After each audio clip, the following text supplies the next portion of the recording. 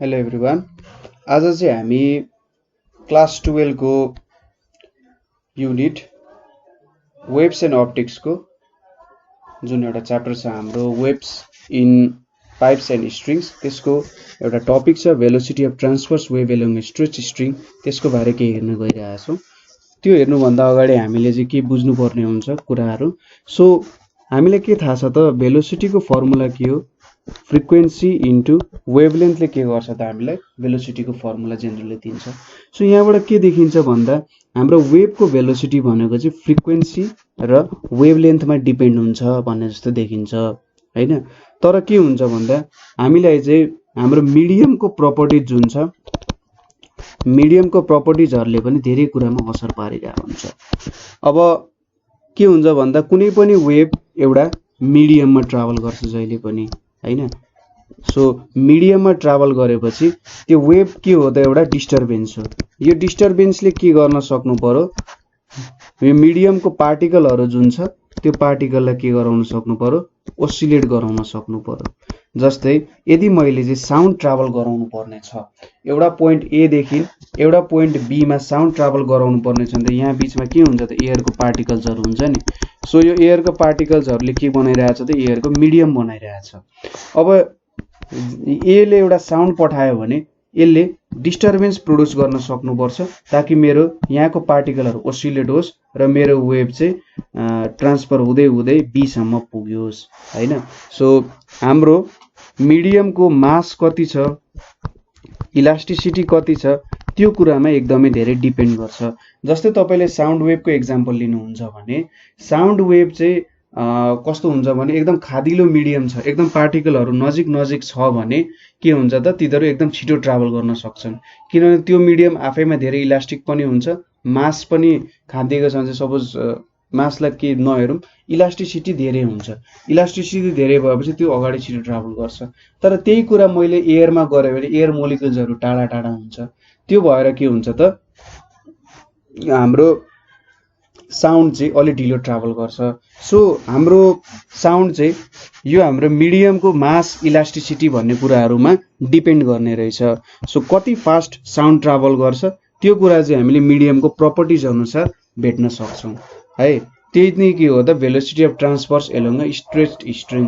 Stretched स्ट्रिङको mass अथवा त्यसको प्रपर्टी अनुसार भेलोसिटी कति हुन्छ त भन्ने कुरा हामीले डिटरमाइन गर्नु नै के हो त, velocity of transverse wave along stretched string.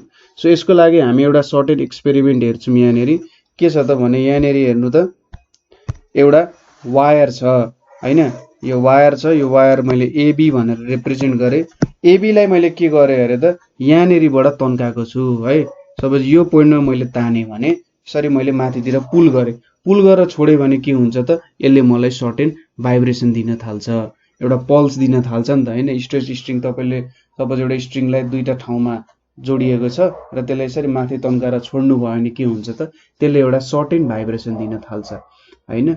Certain vibration दिन्छ र यो वेभ चाहिँ अगाडितिर ट्राभल गर्छ, डिस्टर्बेन्स अगाडितिर ट्राभल गर्छ, स्ट्रिङ चाहिँ अप डाउन के भइरहेछ त, भाइब्रेसन भइरहेछ। अब यहाँनेरि हामीले के गर्छौँ त भन्दा सपोज हामीले स्ट्रिङ भाइब्रेट हुँदा एउटा पल्सलाई हामीले के गर्यौँ त, फोटो खिचेर राख्यौँ हैन। स्टेसनरी पल्सलाई हेरौँ भनेर हाम्रो सोच आयो। अब यहाँनिर एउटा सानो स्ट्रिङको सेगमेन्ट हैन, सानो स्ट्रिङको सेगमेन्ट सिडीलाई लिन्छौँ हामीले, जुन चाहिँ भाइब्रेट भइरहेको थियो र हामीले त्यसलाई एउटा कन्स्ट्यान्ट फ्रेम अफ रेफरेन्सबाट हेरिरहेको छौँ। अब ठिक छ, त्यो अरू कुराहरू कन्स्ट्यान्ट फ्रेम अफ रेफरेन्समा हामी बसेर हेरिरहेको छौँ। यो स्ट्रिङ त माथि तन्किएको छ। अब माथि तन्किएको बेला के हुन्छ भने कुनै पनि कुरा के हुन्छ, जहिले पनि इक्विलिब्रियममा आउन चाहन्छ। ठिक छ, इक्विलिब्रियममा आउन चाहन्छ र यो स्ट्रिङ पनि त इक्विलिब्रियममा आउन चाहन्छ नि हैन। र के भने त, मैले कुनै पनि स्ट्रिङलाई मैले स्ट्रेच गरेँ भने के हुन्छ, त्यसको ओरिजिनल पोजिसन भनेको त एबी पोजिसनमा, तर मैले सिडी पोजिसनमा मैले यसलाई तन्काएँ भने के हुन्छ त, यो आफ्नै पोजिसनमा आउन खोज्छ। यसको लागि के हुन्छ, यतापट्टि पनि टेन्सन लाग्छ, यतापट्टि पनि टेन्सन लाग्छ, यो टी टेन्सन लाग्ने हुन्छ। किन भन्दा यतापट्टि पनि यसलाई तन्काउन यता आफ्नो ओरिजिनल पोजिसनमा तानिरहेको हुन्छ, यता पनि तानिरहेको हुन्छ है। सो एउटा वेभ चाहिँ यतापट्टि भी भेलोसिटीले हिँडिरहेको छ अरे। ठिक छ, जब स्ट्रिङलाई स्ट्रेच गर्छौँ एउटा वेभ त हाम्रो भी भेलोसिटी लेफ्ट टु राइट हैन, लेफ्ट टु राइटै मुभ गरिरहेको हुन्छ।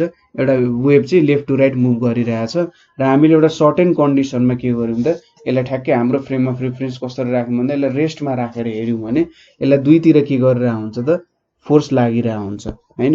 यसरी भाइब्रेट हुन्छ नि, यो स्ट्रिङ त यसरी माथि मुनि भाइब्रेट भइरहेको हुन्छ नि, हो त्यो भाइब्रेटको लागि के हुन्छ त भन्दा भाइब्रेट हुँदै गर्दा जब माथि जान्छ, माथि जाँदाखेरि के हुन्छ त यो टेन्सनले चाहिँ यसलाई आफ्नो ओरिजिनल पोजिसनमा ल्याउन खोजिरहेको हुन्छ। यसरी हामी देखाउँछौँ नि के हो त भन्दा सुरुमा माथि आउँछ, माथि आएपछि फेरि आफ्नो ओरिजिनल पोजिसनमा आउन खोज्छ नि, यो त आफ्नो के हुन्छ ओरिजिनल पोजिसन, यो पोइन्टहरू जुन छ यो पोइन्टहरूमा आउन खोजिरहेको हुन्छ। यसको लागि यसलाई यता र यता फोर्स लागिरहेको हुन्छ, बुझ्नुभयो होला कुरा। अब सिडी को लेन्थ सपोज मैले डेल सपोज गरेँ, एकदमै सानो लेन्थ छ भनेर सपोज गरेँ है। अब पल्सको एउटा स्मल सेगमेन्ट लिएर यसलाई एउटा सर्कलको रूपमा लिएँ मैले। यो भाइब्रेसन चाहिँ के गरिरहेछ त एउटा सर्कल, अथवा यो भाइब्रेसनलाई मैले रोक्न सकिनँ अथवा भ्याक्युम छ भने यो भाइब्रेसन त जहिले पनि चलिरहेको हुन्छ नि। कस्तो खालको भाइब्रेसन आउँछ त भन्दा यसरी एउटा सर्कुलर भाइब्रेसन, सर्कल जस्तो बन्न सक्छ यो भाइब्रेसनले हैन। एउटा सर्कल इमेजिन गर्छु कि मैले यो चाहिँ सर्कलको एउटा सानो पार्ट हो यो सिडी भनेको भनेर इमेजिन गर्छु। अब यो एउटा सर्कलको सेन्टर भयो भने ओ भयो भने यहाँबाट मैले यसरी ताने, मैले तानेको पोइन्ट भनेको त यो पोइन्ट हो हैन। सो यहाँनेरि यो एंगल थीटा भयो, यो एंगल पनि इक्वल्ली थीटा नै हुन्छ। यो भ्यालु र यो भ्यालु हाम्रो इक्वल छ अरे, यति चाहिँ हाम्रो के भयो त रेडियस आर भयो भनेर सपोज गर्छौं हामीले। अब यहाँनेरि टेन्सन लाग्यो भनेपछि यसको रिजल्टेन्ट फोर्स निकाल्न सकिन्छ। यो सी पोइन्ट भयो, यतापट्टि डी पोइन्ट छ, यो डी पोइन्ट यो सी पोइन्ट भयो। सो यतापट्टि के लाग्छ त टी कस थीटा लाग्छ, यो भ्यालु पनि थीटा हुन्छ है। तपाईले क्याल्कुलेसन गरेर हेर्नु, यो भ्यालु थीटा निक्लिन्छ। त्यसैगरी यता पनि टी कस थीटा लाग्छ र ठ्याक्कै यता तलतिर यो फोर्सलाई रिजल्भ गर्यो भने त यो डाइरेक्सन र यतापट्टिको डाइरेक्सनमा आउँछ नि। त्यसैगरी यतापट्टिको फोर्सलाई रिजल्भ गर्यो भने एउटा लेफ्ट साइडतिर आउँछ, एउटा तलतिर आउँछ। सो तलतिर चाहिँ के भयो त दुईटा टी साइन थीटा हुने भयो। अब यहाँबाट के देख्न सक्नुहुन्छ भने तपाईले टी कस थीटा र टी कस थीटा के छ त इक्वल फोर्स छ तर अपोजिट डाइरेक्सनमा लागिरहेको छ। सो हाम्रो होरिजोन्टल फोर्स के भयो त एक अर्कालाई क्यान्सल गर्ने भयो र आउने भनेको के भयो त भर्टिकल फोर्स आउने भयो जुन चाहिँ तलतिरको डाइरेक्सनमा छ। र के बुझ्नु पर्यो, यो भर्टिकल फोर्सले चाहिँ हाम्रो स्ट्रिङलाई के गरिरहेछ त भाइब्रेसन गर्न मद्दत गरिरहेछ र यहाँ लाग्ने होरिजोन्टल फोर्सको केही पनि छैन। सो अब रिस्टोरिङ फोर्स भनेको त तलतिर गइरहेको हुन्छ, हामीले जुन डाइरेक्सनमा दिउँ रिस्टोरिङ फोर्स त्यसको अपोजिट डाइरेक्सनमा हुन्छ नि। हामीले क्लास 11 मा सिम्पल हार्मोनिक मोसनमा पढाएको थियौं, जुन डाइरेक्सनमा हामी फोर्स दिन्छौं त्यसको रिस्टोरिङ फोर्स चाहिँ अपोजिट डाइरेक्सनमा जान खोज्छ भनेर। सो मेरो रिस्टोरिङ फोर्सलाई मैले एफ भनेर लेखेँ भने बुझ्नुभयो होला मैले भनेको ल्याङ्ग्वेज। रिस्टोरिङ फोर्सलाई मैले एफ लेखेँ भने कति हुन्छ त यसको भ्यालु 2t sin थीटा हुन्छ नि। तलतिर t sin थीटा यहाँनेरि त के छ त t sin थीटा र t sin थीटा लागेको छ। सो यो भ्यालु कति हुन्छ त 2t sin थीटा हुने भयो हैन। अब यो sin थीटा चाहिँ एकदमै सानो एंगल, भेरी स्मल एंगल हुन्छ हैन। लेन्थै मैले यति स्मल लेखेको छु, थीटा भेरी स्मल हुन्छ भने sin theta is nearly equals to theta हुन्छ हैन। सो 2t थीटा हुन्छ मेरो रिस्टोरिङ फोर्सको भ्यालु। अब यहाँनेरिबाट मैले यो यति भ्यालु भनेको त कति छ 2 थीटा छ। सो 2 थीटा भनेको मेरो एंगल भयो भने यो आर्क बाई रेडियस मेरो भ्यालु हुन्छ, आर्क बाई रेडियस। आर्क भनेको सीडी आर्क छ, रेडियस भनेको कति छ आर छ। सीडी आर्क को भ्यालु कति छ त यहाँनेरि यति भ्यालु डेल एल भनेर सीडी दिनु हुन्छ, डेल एल बाई आर भयो नि त यहाँ भनेको। सो यहाँबाट के थाहा पाइयो 2 थीटा भनेको डेल एल बाई आर हुने रहेछ भन्ने कुरा पनि थाहा पाइयो। सो मसँग के इक्वेसन आयो त F is equals to 2t theta र 2 थीटा भनेको कति आउँछ डेल एल बाई आर आयो। सो यो दुईटा इक्वेसन, यसलाई 1 भन्यो यो 2 भयो, दुईटा इक्वेसन मसँग आयो। अब मैले एउटा कुरा टर्म डिफाइन गर्छु, यहाँ म्यू भन्ने टर्म डिफाइन गर्छु जसलाई के भनिन्छ मास पर युनिट लेन्थ भनेर डिफाइन गरिन्छ। ठीक छ, म्यू भनेको चाहिँ मास पर युनिट लेन्थ भन्ने टर्म हो, अथवा यसलाई चाहिँ लिनियर डेन्सिटी भनेर पनि भनिन्छ। ठीक छ, लिनियर डेन्सिटी भनेर पनि भनिन्छ। सो मेरो यम मास जुन हामीले यो स्ट्रिङ यति लिएको छौं नि डेल एल को मास कति हुन्छ त म्यू इन्टु डेल एल हुन्छ नि त। म्यू भनेको त मास बाई लेन्थ हो, इन्टु लेन्थ गरियो भने त त्यो लेन्थको मास त यसले दिने भयो नि। यसले होल स्ट्रिङको पर युनिट लेन्थ मास कति छ भनेर थाहा पायो। पर युनिट लेन्थ मास यति हुन्छ भनेर थाहा पायो भने सपोज एल को मास यम हुन्छ, 1 युनिटको मास भनेको यम बाई यल हुन्छ भने डेल एल को मास कति हुन्छ त भन्दा M by L into del L गरिन्छ। सो एम बाई यल भनेको त म्यू हो, म्यू इन्टु डेल एल भयो। सो मेरो मास भनेको म्यू इन्टु डेल एल हुन्छ। अब सिन्स के छ त स्ट्रिङ सेगमेन्ट चाहिँ एउटा सर्कल छ, यो आर्क चाहिँ एउटा सर्कलमा छ भनेपछि एफले चाहिँ के गरिरहेछ त्यो फोर्स रिस्टोरिङ फोर्स त हाम्रो सेन्टरतिर तान्न खोजिरहेछ नि। मलाई एउटा सर्कल हेरेँ भने मैले जसको सेन्टर ओ छ, रेडियस आर छ, यसको रिस्टोरिङ फोर्सले त सेन्टरतिर तान्न खोजिरहेछ। सेन्टरतिर तान्न खोजिराख्ने फोर्स भनेको सेन्ट्रिपिटल फोर्स हो। सपोज सेन्ट्रिपिटल फोर्सको एक्सेलरेसन ए हो भने v स्क्वायर बाई आरले चाहिँ मलाई एक्सेलरेसनको भ्यालु दिन्छ। यो भनेको सेन्ट्रिपिटल एक्सेलरेसन हो। कसरी आयो त मेरो स्ट्रिङको रिस्टोरिङ फोर्स तलतिर गइरहेछ, सेन्टरतिर तानिन खोजिरहेछ। सेन्टरतिर तानिनुको मतलब यो एउटा सेन्ट्रिपिटल फोर्स हो र A is equals to v square by R भयो। सो सेन्ट्रिपिटल फोर्स भनेको कति हुने रहेछ M B square by R हुने रहेछ। अब फोर्स मैले कति झिकेको थिएँ त 2t थीटा भनेर झिकेको थिएँ। So 2t theta is equals to यहाँनेरि एम भनेको कति निकालेको छु mu del L, mu del L भनेर निकालेको छु। त्यसै गरी भेलोसिटीलाई v स्क्वायर राखौँ, यो आर भयो। अब हामीले के गर्न सक्छौँ त यहाँनेरि भनेको 2 थीटा भनेको कति छ त हाम्रो 2 थीटा छ नि। सो 2 थीटा भनेको यल बाई आर छ। सो 2 थीटा भनेको डेल एल बाई आर छ। सो यहाँबाट 2 थीटाको भ्यालु टी इन्टु 2 थीटा छ। So del L by R हुन्छ म्यू इन्टु v स्क्वायर भयो into del L by R छ। So del L by R र del L by R cancel भयो। So T is equals to mu into v square भयो र v भनेको कति आयो त root under T by mu आयो। सो यसले मलाई के दिने रहेछ त भेलोसिटी इन स्ट्रेच्ड स्ट्रिङ कति हुन्छ भनेर दियो। एकचोटि फेरि म रिपिट गरिदिन्छु के हुन्छ भने हामीले एउटा स्ट्रेच्ड स्ट्रिङ सपोज गरौँ हैन। स्ट्रेच्ड स्ट्रिङ सपोज गरेपछि एउटा सिमेट्रिक पल्स चाहिँ लेफ्ट टु राइट मुभ गरिरहेछ। सिमेट्रिक पल्स भनेको के छ त यो माथितिरको पोर्सन र तलतिरको पोर्सनमा चाहिँ इक्वल्ली आउँछ भने जस्तो यो एबी लाइनले के गर्छ त माथि र मुनि जुन भाइब्रेसन आउँछ नि त्यसलाई इक्वल्ली काट्न सक्छ भनेको हो। र यो डिरेक्सनमा लेफ्ट टु राइट एउटा हाम्रो स्ट्रिङमा वेभ चाहिँ भेलोसिटी v ले मुभ गरिरहेछ। हामीले एउटा पल्स मात्रै लिन्छौँ। पल्स लिनु भनेको कस्तो त एकचोटि स्ट्रेच हुँदाखेरि हामीले ठ्याक्कै फोटो खिच्यौँ अरे, फोटो खिच्यौँ भने त्यसले मलाई एउटा पल्स दिन्छ हैन। यो पल्स चाहिँ अगाडि कन्स्टेन्टली हिँडिरहेछ र मैले एउटा सिंगल फ्रेममा मात्र हेरिरहेको छु। अब स्ट्रिङ त के हुन्छ भने यो त तलतिर आउन खोज्छ हैन, आफ्नो ओरिजिनल पोजिसन रिगेन गर्न खोज्छ। सो त ओरिजिनल पोजिसन रिगेन गर्दाखेरि के हुन्छ त यो तलतिर आउन खोज्छ र यो दुईटा साइडमा के लाग्छ टेन्सन टी लाग्छ। अब यो टेन्सन टी लागेपछि के हुन्छ यसलाई रिजल्भ गर्न सकिन्छ। सो यतापट्टि टी कस थीटा आयो, यता पनि टी कस थीटा आयो, तलतिर टी साइन थीटा आयो दुईटैको। टी कस थीटा त अपोजिट डिरेक्सनमा चाहिँ क्यान्सल गर्छ। सो हाम्रो रिस्टोरिङ फोर्स केमा डिपेन्ड गर्यो त 2t साइन थीटा हुने भयो। थीटाको भ्यालु एकदम सानो छ। सो साइन थीटालाई थीटा लेख्न पाइयो है। अब 2 थीटा हामीले यो एंगल टोटल लियौं भने यो थीटा छ, यो थीटा छ।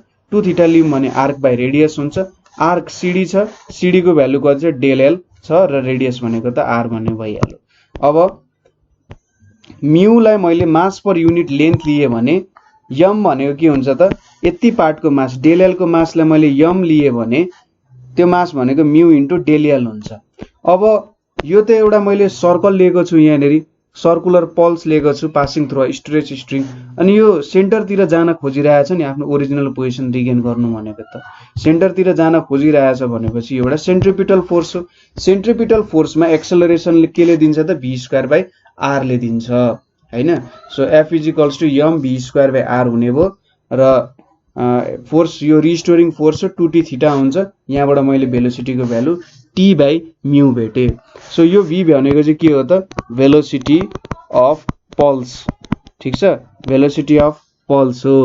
एन्ड एनी अदर यो सबै एउटै खालको हुन्छ। के गर्ने रहेछ त यहाँनेरि भेलोसिटी भनेको entirely dependent on t, tension र म्यूमा डिपेन्डेन्ट हुने रहेछ। सो यहाँनेरि मैले के लेख्न सके भेलोसिटी भनेको फ्रिक्वेन्सी इन्टु ल्याम्डा हो त्यसैगरी फ्रिक्वेन्सी भनेको भेलोसिटी बाइ ल्याम्डा हुने रहेछ। सो 1 बाइ ल्याम्डा मैले भेलोसिटीलाई t बाइ म्यू ले रिप्लेस गरिदिए।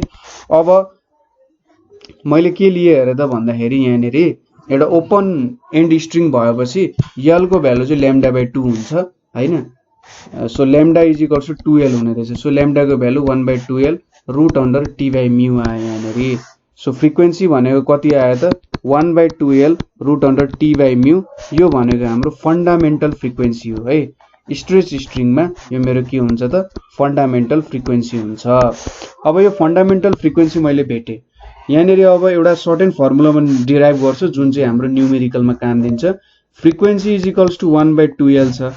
अब म्यू भनेको मास पर लेन्थ हो कि हैन, मास पर लेन्थ हो।